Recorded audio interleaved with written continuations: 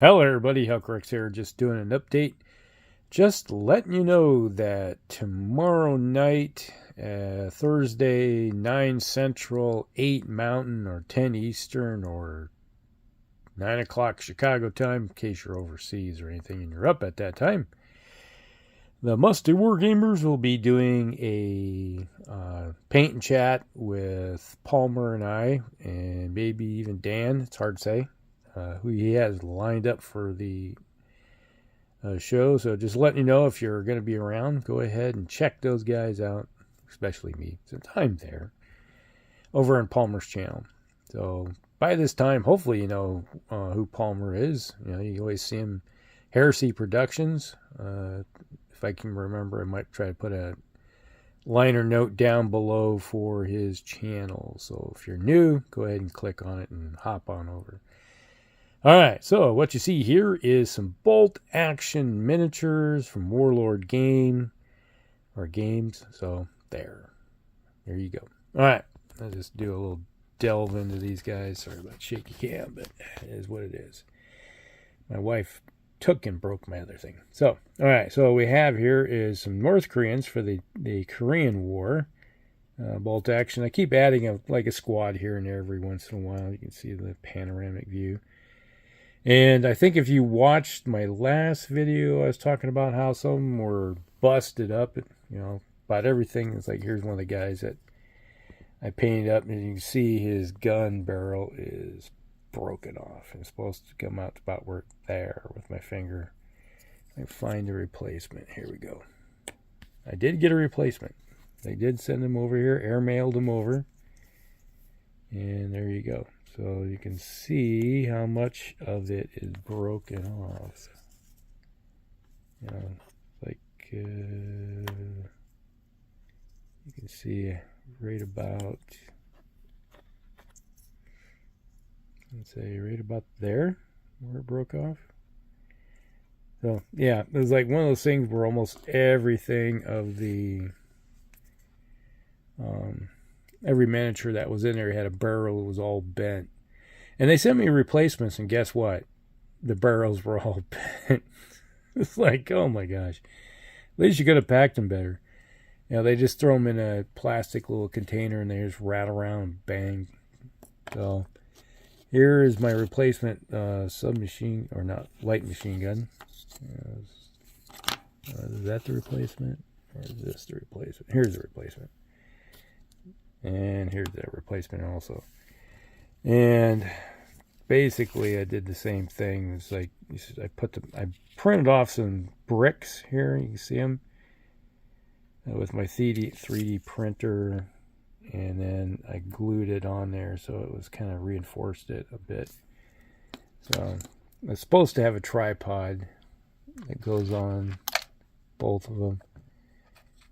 But it's like this little thing right here that's supposed to be glued onto the base of the light machine gun.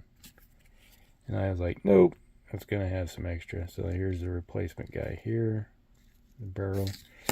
This one here, I told him, it's like, I sent him a picture of it, and I just kept adding super glue to it until it sort of solidified. That barrel is held like it's almost solid super glue. It's like, it was about falling off. But they sent me a replacement. The North Korean army has grown some more. The vile, evil socialists. There you go. But the Korean War was a combat between multiple different armies. So you had the North Koreans, the Chinese versus Americans, British, and a sort of UN forces that all banded together to take out the guys. Save the southern forces. Now over here, you can see my dogs. These are 3D printed mine dogs, or suicide dogs. You got the little packs on full of explosive, and you got the little rod right there. So they trained the dogs to go running at vehicles and go under the vehicles. And so they had these little, you can see the dog here, it's got the little striker right there. So the dog would go underneath the vehicle and explode into a billion little bits. basically eliminating the poor doggo. So poor Fido is like didn't know what he was doing. You know, I don't think he really signed up for the job. You know, he just trained to do what he was doing. Kind of bad thing, but you know, it's like when I showed these guys off at the store tonight, they were like, "You're evil! Why would you do that?" It's like the poor doggies. And I'm like, well, that's part of the game. You know, it's a little bit of history. I can't help you with that one. You know, it's like I just like, hey, I would if my dog wouldn't go do that. You know, I wouldn't train him to go explode up, but they did, and it's a game piece, so it is what it is. And here, got a heavy machine gun. These are my Soviets. The dogs are Soviets too. And this is a Soviet unit too that I 3D printed off for my. So I didn't have a heavy machine gun, so now I do. Well, with the old heavy machine gun, and I never did get around to like. Here's a 3D printed heavy machine gun. That's fully deployed. This one here is not fully deployed. It's down low enough for you can see the guy sitting on it. But yeah, 3D printers do come in handy. Now over here I have 3D printed vehicles for my Americans. I got a pair of Jeeps. So we got a couple Jeeps right here. This is the armored Jeep. So it's like when you're getting shot at, you're in a thin-skinned Jeep like this right here that's fully exposed. So if you're manning the gun right here, guess what? You don't like it. Bullets go right through that little window or whatever. So they got the ingenious idea, let's just weld on some plate onto it to give it an armored Jeep, up-armored basically. And you can see there the machine gun is supposed to be right there and the barrel already broke off, so it didn't last very long.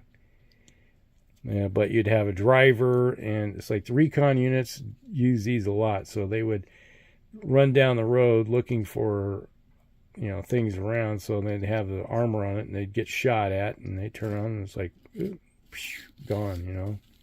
Hey, there's bad guys down there. So the follow-on forces would have to deal with it, you know, because, you know, the recon guys would, like, nope, not going to stick around here. But the premise of these two is a fast reaction force, quick reaction force.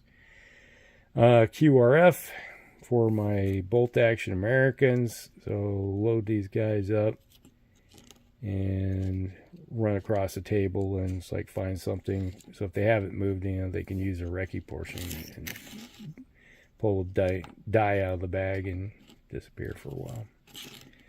So that's the plan with those guys. So eventually they'll be on the table. Now this M3 Sherman that you see here, you know, thing 3D printed this little guy. You know, so he's like, I don't know why my phone is not right. It's not doing a very good job of focusing tonight for me. Interesting. It's like trying to find objects in the background. So anyway, so this little 3D guy, it'll do the job well. You know, it's a light tank. It's got a little pop gun on top. You know, some machine guns. So he's well armored with the machine guns to take on targets. Mostly the job of his guy will be anti-infantry, you know, with all of the array of machine guns. But, you know, it's an option for a cheap armor unit in the game. And it's good enough to take on like the Japanese tanks. You know, it'd be the equivalent of a Japanese tank. Light, maneuverable, ready to roll. I did paint it up. I did a can cheat, so I sprayed, what is it? It's Model Masters custom spray. It was a kind of a dark green. And here's the Model Masters. This is what, SAC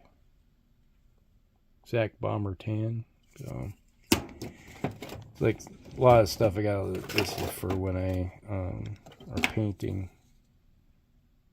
It's like if I'm gonna go the route of Africa mustard, use that to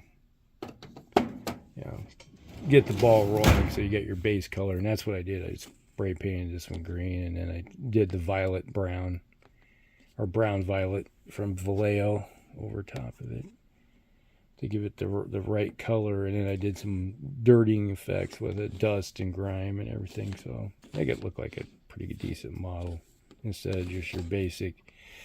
It's like when I'm playing, if you play at the store, 90% of everybody that plays, all their models are unpainted. So, like, still in the gray plastic, or they just primed them. And that's about the full extent of their armies that they play. So, someday maybe they'll paint this stuff. But, yeah. So, there you go. I used the yellow star because early in the war, the Americans were using yellow stars on some of their tanks. You can see, and then they have a little American flag on the back, which is what you're seeing there is a pretty standard paint job. But, all right, so that's everything. So join us tomorrow night for the Musty Wargamers Thursday night for the show over on Palmer's channel. Hope you guys like it. Like and subscribe, share with friends, and we'll see you in the next one. All cracks out.